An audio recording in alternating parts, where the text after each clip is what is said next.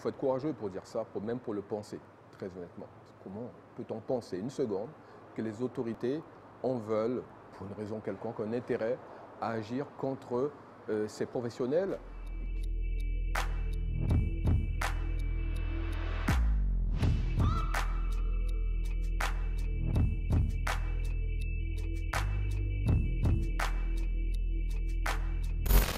Et Serge Fulgence, je suis le gérant du complexe Belova, également les établissements Tabla Pizza sur Cayenne et sur Matoury.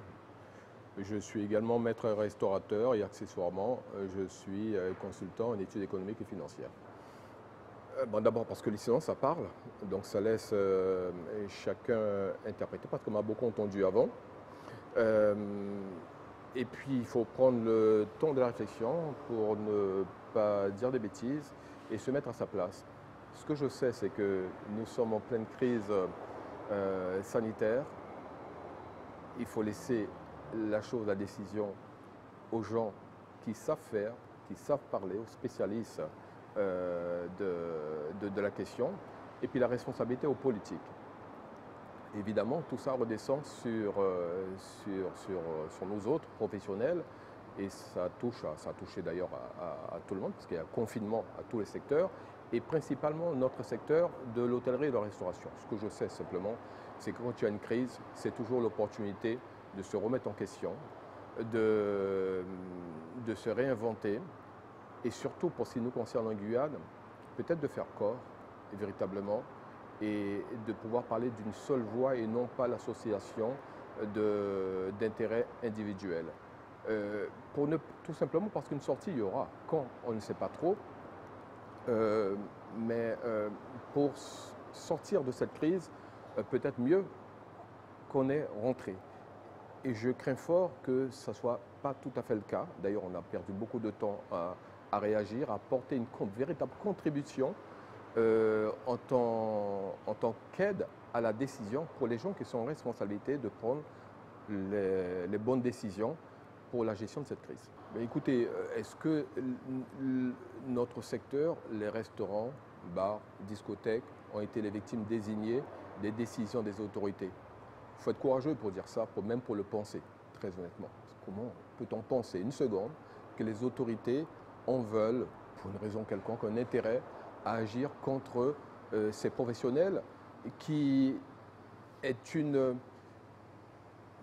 activité, en tout cas de base attractive pour le pays, essentielle pour le pays, alors que même en Guyane, ce que nous avons besoin principalement, c'est de travailler à l'attractivité. Ce n'est pas faire preuve de beaucoup de sens, très honnêtement, ça ne fait vraiment pas sens que de le penser. Et si nous étions davantage concertés pour prendre le relais, pour éduquer aussi la population et notre population à nous, professionnels, peut-être que nous s'en sortirions mieux que ça. Non, pas du tout. Je réponds affirmativement non, pas du tout. Bien au contraire. Je pense qu'on a manqué par le fait que nous sommes un maillon essentiel pour l'économie, parce que s'il n'y a pas de restaurateurs, c'est fini. Il y a un vrai problème d'attractivité pour tout le monde, que ce soit effectivement sur le plan du territoire, donc le tourisme résidentiel, et le tourisme d'agrément et professionnel en l'occurrence, puisque nous avons essentiellement des visiteurs professionnels. S'ils peuvent manger nulle part, évidemment, ils ne viendront pas et c'est la mort de l'économie.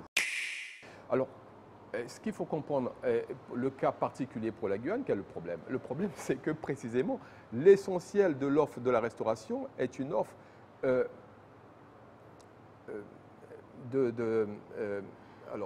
sinon non conforme ou voire illégale, on le sait très bien. Et donc par conséquent, si on est fermé, on ne mange pas, il y a un problème, il faut se débrouiller. On est dans une économie de très faible pouvoir d'achat. Et je comprends qu'en termes de survie, il faut manger, il faut vivre. Et puis beaucoup d'entre nous, on n'est pas forcément en règle. Et donc par conséquent, on n'a pas les aides et qui vont avec. Parce que les aides, aurait quand même des aides, malgré tout.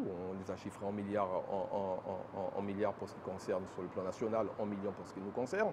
Et il y a des conditions pour les lever. Ce n'est pas facile, donc je comprends. La seule façon de survivre, c'est effectivement de dire de nous laisser ouvrir quand même, de nous laisser faire. Mais en face, il y a une épidémie, en face, il y a des morts. Donc on ne peut pas se permettre jusqu'à ce qu'on soit concerné. Donc je pense qu'il y a eu trop d'agitation. Je pense que c'était le moment peut-être pour revoir et avec l'État, notamment le GRFIP et la Caisse de la Sécurité sociale, de revoir les conditions des aides, qu'on puisse effectivement nous donner des atermoiements, nous donner effectivement des tempéraments pour se mettre à jour, et puis peut-être de sortir de cette économie informelle un peu trop hypertrophiée pour ce qui concerne notre secteur. Entre la boîte de nuit qui ne fonctionne pas, depuis 2 ans, j'ai raté effectivement la plupart des grandes saisons. C'est le cas en fin d'année où on fait globalement 40% de notre activité, notre chiffre d'affaires est normal. Le restaurant avec une carte donc, qui va durer 2 ans, c'est trop. Mais oui, quand vous ouvrez une entreprise, vous savez aussi forcément, pour des raisons indépendantes de votre volonté, ce qu'on ne pouvait pas prévoir, et le Covid et ses effets, vous pourriez très bien fermer boutique. Et je pense qu'il y a des fenêtres ouvertes pour ça, oui, très clairement.